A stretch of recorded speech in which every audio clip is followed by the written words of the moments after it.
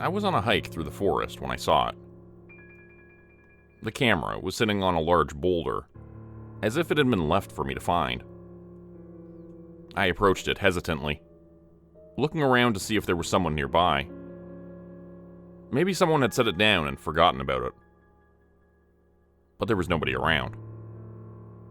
The hiking trail was quiet and abandoned that day.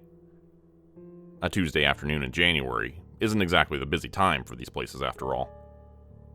But I was bundled up and dressed for the weather, my insulated boots keeping me warm and dry on the cold, snowy day.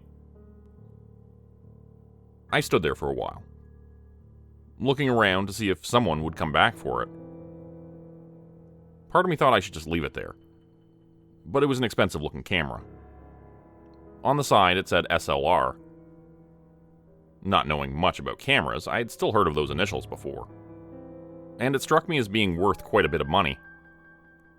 Not wanting it to get destroyed by the cold weather, I picked it up, thinking maybe I would run across its absent-minded owner further down the path. Surely they would be happy to have it back. But when I picked it up, I saw a tiny yellow sticky note attached to the bottom of the camera. On it were the words, "Finders Keepers," and a smiley face beneath that. Did that mean whoever it belonged to wanted me to take it? I took off my gloves and realized the camera didn't even feel cold. As if whoever had left it there had done so just recently. In the last few minutes, after taking it out from its case. The lens wasn't fogged up either, as it would have been if it had been left out for hours. Never one to pass up a free gift, especially one that I could sell to make half my rent payment, I took the camera and continued on my hike. It was a decision I would come to regret more than any other choice I'd made in my life. Later, I would lose sleep thinking about what could have been if I just walked away and left it there. What would my life have been like? But of course I'll never know. Because I took it, and pretty soon I was holding it up to my eye and taking pictures with it. The pictures didn't look right, though. They were too dark, for one thing. There was a grayish-yellow tinge to every shot I took. At first I was just shooting images of the clouds and the sky, but then I decided to try taking a picture of a patch of nearby trees. One of them in particular looked very unusual. An old oak which stood taller and broader than any other trees in the area. There was a plaque mounted at the bottom, saying something about its historical significance. When I held up the viewfinder to look at the picture I'd taken, it made my blood run cold. My eyes studied the image, trying desperately to make sense of it. The camera was malfunctioning. That was it. It had to be. There was an issue with the lens or the processor inside of it or whatever it was that made it work. Can you tell I'm not a camera expert? And I just needed to take it to a repair shop. I had a friend who knew all about these things, and I decided I would take it to his shop to see if he could figure the problem out. The image of the tree was distorted, making it look like a horrifying imitation of itself. Stretched out and too thin in places, the branches curling and twisted. Not only that, the colors were dark and malevolent, as if someone had put an Instagram Halloween horror filter on the image. Something about the picture made me very uneasy, and I tried to tell myself it was just a product of the situation. Still, I didn't sleep well that night. I kept hearing the camera making noises. Tiny sounds as if there were little people inside of it, pulling levers and turning gears to make the little device work. Drifting off into a nightmare, I pictured them as tiny devils, and the inside of that camera was hell. Weird, man. I've never seen anything like this, Chris said to me, turning the camera in his hands and looking at it from every angle. You notice there's no company name or logo? I nodded hesitantly. Yeah, strange, right? The only markings I could find on it were those SLR initials. Reddit was clueless too. I posted a picture of it on there before coming over here. No faith in your old friend, eh? Nope, I said, smiling. He shook his head sadly, taking my joke a little too seriously. I tried to soften my tone and reminded myself that Chris was his own worst critic. Maybe you gotta open it up. He nodded and pulled out a small screwdriver, as if he hadn't thought of that already. After a few more seconds of turning it in his hands, he set it back down on the table. There's no seams, dude. There's no way to crack this thing open without breaking the plastic. There isn't even a port for the data cable. So how do you get the pictures off of it? I don't think you can. Unless there's some way I'm not seeing. Man, it's like this thing came from another planet. Maybe it's European? Or, oh, it could be one of those discount online stores. You know, like Wish, maybe Temu. I saw one guy on TikTok who thought he was getting a deal on a big screen TV. The thing shows up as the size of an action figure. Sorry, man. I can't fix this thing. I don't think anyone else can either. Not on this planet. Great, I muttered. What a waste of time. Thought maybe it was at least worth some money. Fucking rent went up again this year, and I can't remember the last time I saw a raise. Should have bought a house when the market was good, my friend. Kept trying to tell you. I tuned out the rest of his speech about the benefits of home ownership and got ready to leave a little while later, feeling dejected and ripped off, despite the fact that the camera had been free. There was a weight to this camera, and not the kind you feel in your back or your shoulders, but in your heart, soul, and mind. It was like holding on to a horrible secret, one that you knew could ruin someone's life if you spoke it aloud. It felt as if I was losing a little piece of myself to it every second I held on to it, and yet I couldn't bear to throw it away. Hang on, Chris said as I was putting on my boots and coat. Take a picture of me with your weird-ass camera before you go. I want to see what a picture of me turns out to look like. He was laughing and grinning, but I felt horrified by the suggestion. I'm not sure why, but the idea of snapping a photo of him with the creepy camera I'd found in the forest felt wrong. It was a disturbing notion that gave me the sensation of bugs crawling across my skin. Nah, man, I'm tired, I said lamely, trying to make any excuse I could to avoid doing it. I gotta go. What are you talking about, dude? It'll take 2 seconds. He was persistent, joking at first, then beginning to look at me as if there was something wrong with me. At that moment, I didn't want to raise the camera and take a picture of him, but I found myself doing it anyway. Click. The sound was like a vampire's bite. Sharp. Quick. Irrevocable. What's the worst that could happen? A voice in my mind asked. But I would find out soon enough. The picture I'd taken of my friend was more warped and unnatural looking than the ones I'd taken in the forest. It showed him as a twisted, mutilated version of himself. Dark holes in his head where eyes should have been. Long arms with too many bends and twists in them. And the expression on his face, which should have been a smile, showed up as an angry sneer. Jealous and full of hate and rage. Sweet, I look like a fucking demon, he said after looking at it. If you find a way to print those, I want a copy of that one. Chris had a final thought as I was leaving his place. He told me there was one other person who might be able to help me with the camera. At first I said I wasn't interested, but then he mentioned that the man actually might buy it from me as well. That piqued my interest, since I was still a few $100s short on rent.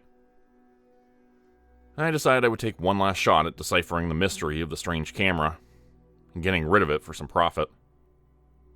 If this man could help, then so be it. I would throw the damn thing in a dumpster after that. I would have done it then and there, but I was desperate. A tent on the sidewalk didn't seem too far-fetched when I pictured my future. I arrived outside the shop and pulled up to the curb, looking up at the sign. MZGTTV, it read, although what those initials stood for, I had no idea. True to Chris's word, there was a sign out front saying that they specialized in old cameras. More importantly, there was another one saying that they would pay cash for vintage and modern equipment. The kid at the counter inside looked frazzled, despite the lack of customers. He was pulling his greasy blonde hair hard enough to make it stand up when he let go. giving him a manic, Einsteinian appearance when he looked up to greet me. "Oh, hey," he squeaked, catching a glimpse of himself in a reflection and quickly patting down his unintentional spikes. "Can I help you?" The way he asked the question gave the impression that he would be quite happy if I just told him I had the wrong address and walked out the door. The kid looked nervous as hell, and more than that, scared. "Hey, I'm looking for Colt. I was told he might be able to help me with this." I held up the SLR, and the kid's eyes went even wider. "Oh no, get that out of here. Colt's gone.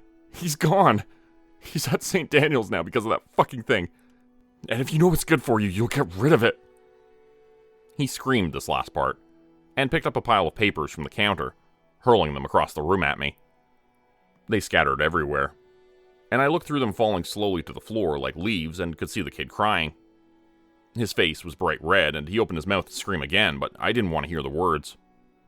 I already knew what they were going to be. "Get the fuck out!" he yelled as the door swung shut behind me.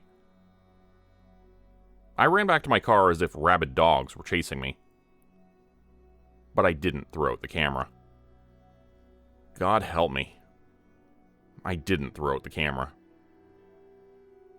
Instead, I went to St. Daniel's mental health facility on the other side of town. I don't know why I did it. Curiosity, maybe? Maybe something more than that. Maybe the camera has an influence stronger than just what it does with each picture it takes.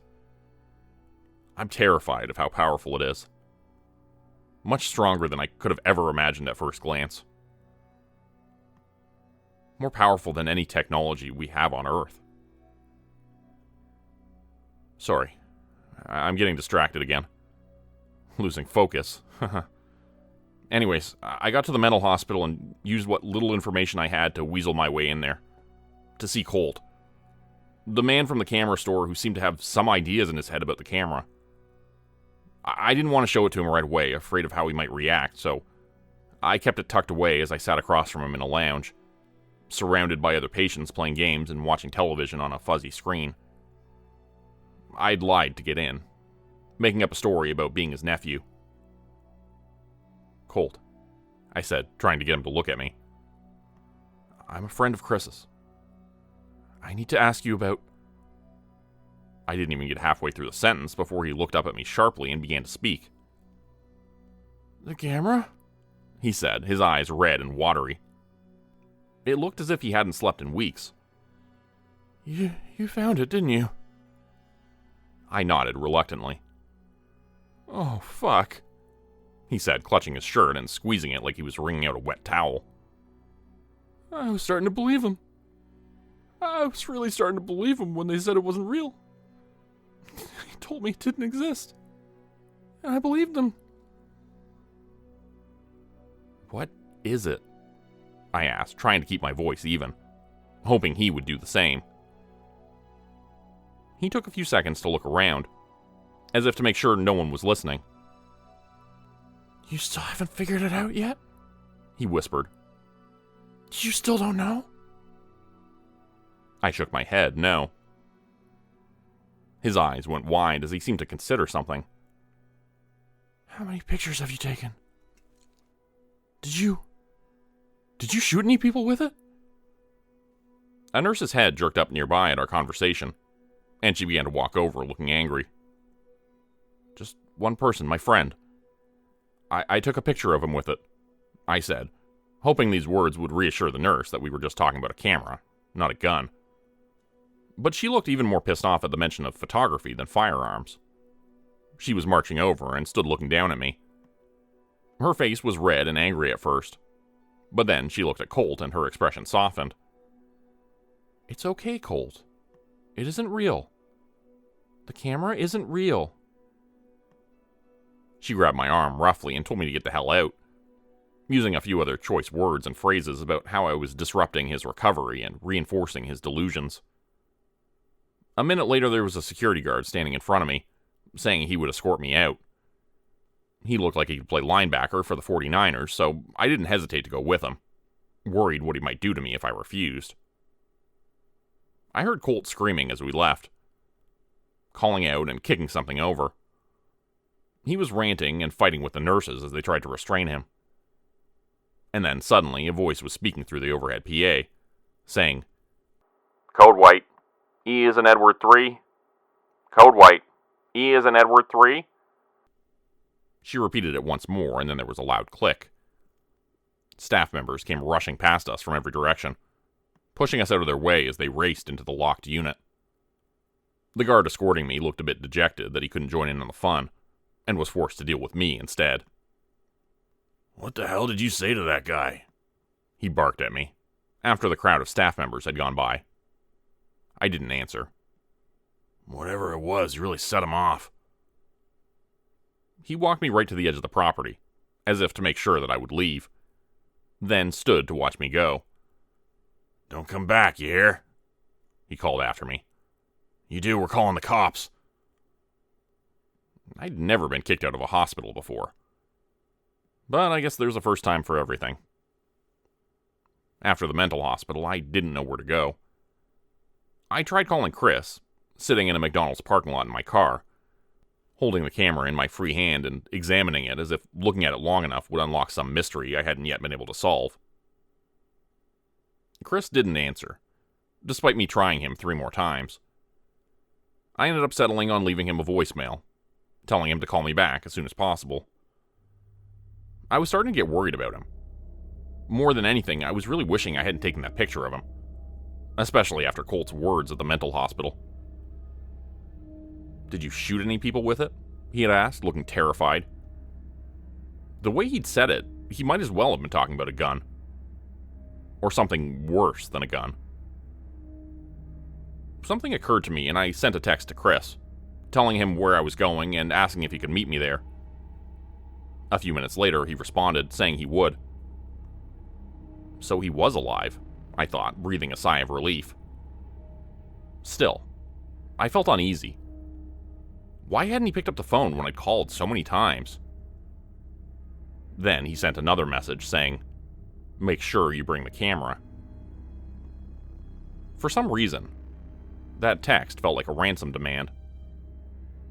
I would find out why soon enough. When I got out to the trail, I saw Chris's car right away, but he wasn't in it. He sent me another text, saying he got tired of waiting and started walking, and that he would meet me on the trail. This wasn't too unusual for him, since he was the impatient type and didn't like to wait for anyone.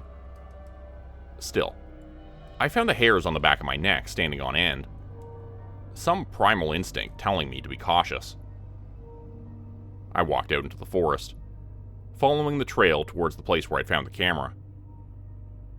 There was no one on the path, and I was reminded again of the day I'd last been out there. Part of me wondered if anyone had been out this way since I was here last. The answer to that was no, I realized, as I came upon the place where I'd taken the first pictures with the strange camera. If anyone had been out this way, surely they would have reported this to the authorities, or to the press, or to someone. Every single place where I'd taken a picture with the camera, it was transformed. Even the sky off in the distance looked bruised and permanently darkened, that malignant shade spreading visibly wider by the second. I felt a cold sweat running down my brow as I turned around and looked at how the forest had changed. The large tree with the plaque at the bottom no longer looked like its old majestic self. Now it was twisted and bent, crooked and dark, just like the photo I'd taken of it. All of the plant life I'd snapped pictures of, everything was distorted and wrong now. And that wrongness was spreading outward, infecting the life around it.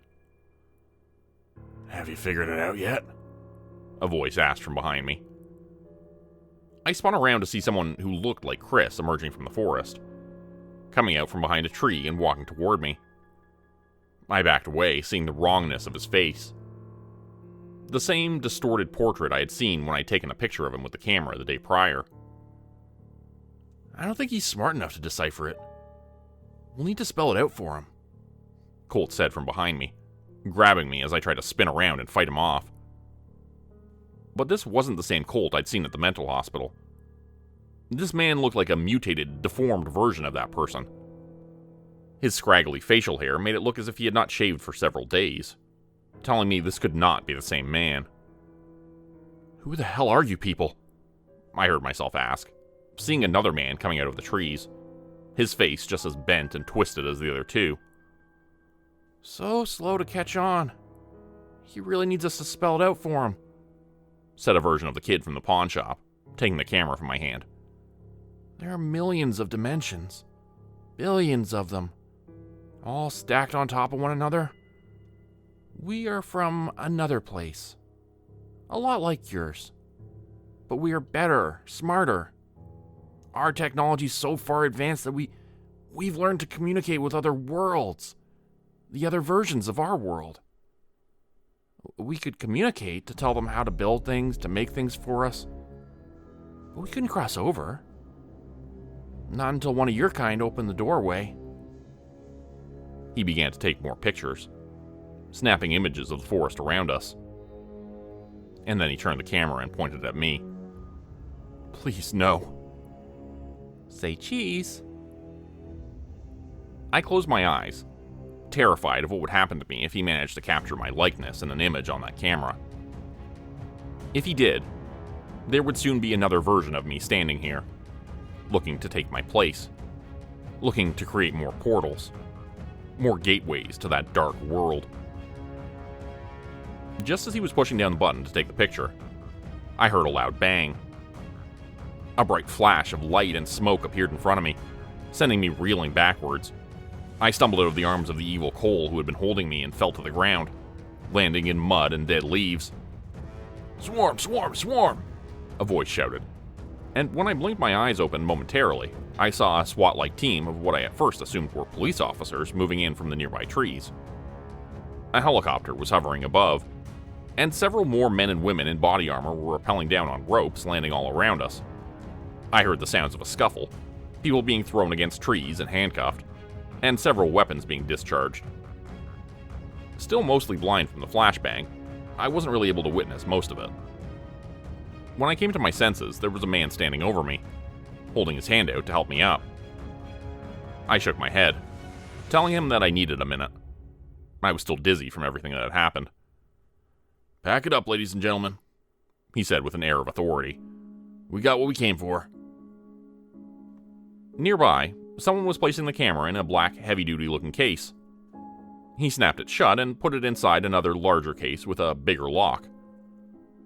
"Begin destratification procedures," he announced. "Who are you guys?"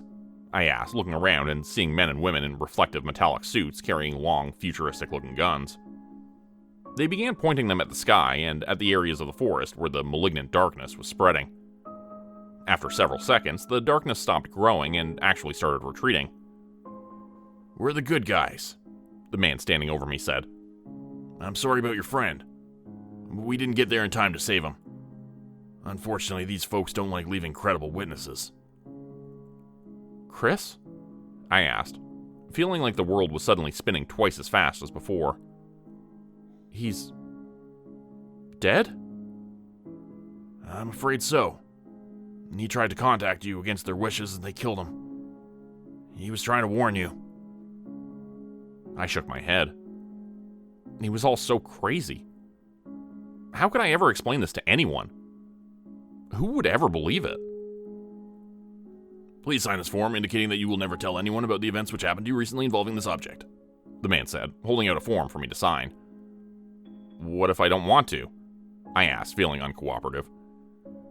"Well, then you won't get this check for $10,000 with your name on it. A finder's fee for the discovery of this item.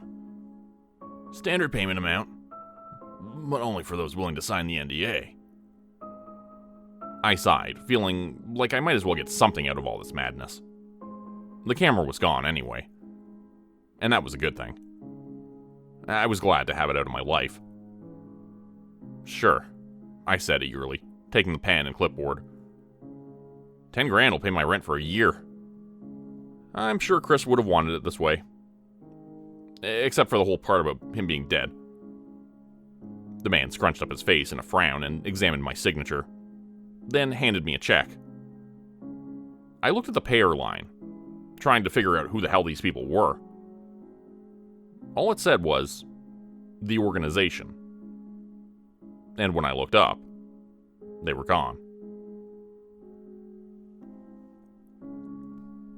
The story you just heard was written by me, and a variation of it previously featured on the Dr. Nosleep podcast and YouTube channel. If you'd like to check out their channel for more content, please check out the description below. Become a channel member today for early access, bonus videos, and special emojis only available to members. Check out the description below or click the join button for more info. If you'd like another way to help support the channel, please consider joining my Patreon page at patreon.com/JordanGroupeHorror. As a patron, you'll get access to bonus videos and content.